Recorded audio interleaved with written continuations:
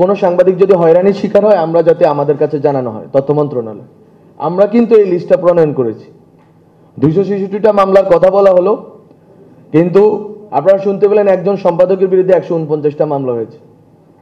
আমি শুধু জানতে চাই গত 15 বছরে এই যে মামলা হলো, কয়েক হাজার মামলা হইলো সাংবাদিকদের বিরুদ্ধে, কয়জন সম্পাদক লেখছেন? আমাদের কাছে প্রমাণ আছে। এখন তো ডিজিটাল যুগ, সবগুলো ফাইল তো আছে, সবগুলো পত্রিকা তো অ্যাভেলেবল আছে। কয়জন সম্পাদকীয় লিখেছেন, কয়টা রিপোর্ট বের হয়েছে যারা নিপীড়িত হয়েছেন এই সাংবাদিকদের নিয়ে, আমরা দেখব। এটা দেখা দরকার, জনগণকে এটা জানা দরকার। জনগণের অধিকার আছে জানার যে কারা ওই সময় চুপ করেছিল, কারা ওই সময় সরব ছিল। তো এখানে অনেক রাজনৈতিক দল অনেক পাওয়ারফুল। এখন যে যেখানে পারতেছে মামলা দিতেছে, আমরা বলতেছি এই মামলা এইভাবে যেন তেনভাবে মামলা যাতে না হয় এই ব্যবস্থা আমরা নিচ্ছি। কিন্তু মামলা যেগুলো হয়েছে সেগুলোতে যদি হয়রানিমূলক কিছু হয় সেটার বিরুদ্ধে আমরা যাব এবং আমরা স্বরাষ্ট্র মন্ত্রণালয় এবং আইন মন্ত্রণালয় পাঠাবো। আরেকটি কথা আমি বলে দিতে চাই, এই যে 3 জন সাংবাদিক চাকরিচ্যুত হয়েছেন, আমরা এটার বিরোধিতা করি।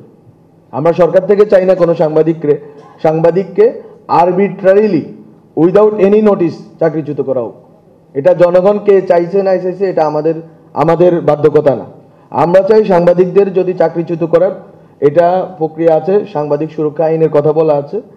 আমরা চাই যে সাংবাদিকদের যদি চাকরিচ্যুত করা হয় একটি নির্দিষ্ট প্রক্রিয়া মেনে করা হবে, নোটিশ দিয়ে করা হবে। একজন মানুষের জীবিকার উপরে এইভাবে আরবিট্রারিলি কেউ আঘাত আনতে পারবে না, এটা আমরা চাই। আমরা এটার বিরোধী।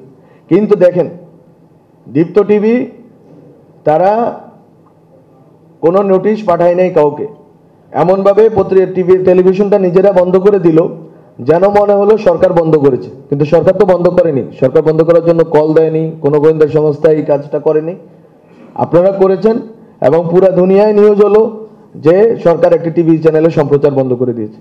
এই যে হঠকারিতা, এটা কিন্তু কোনো ভালো লক্ষণ না।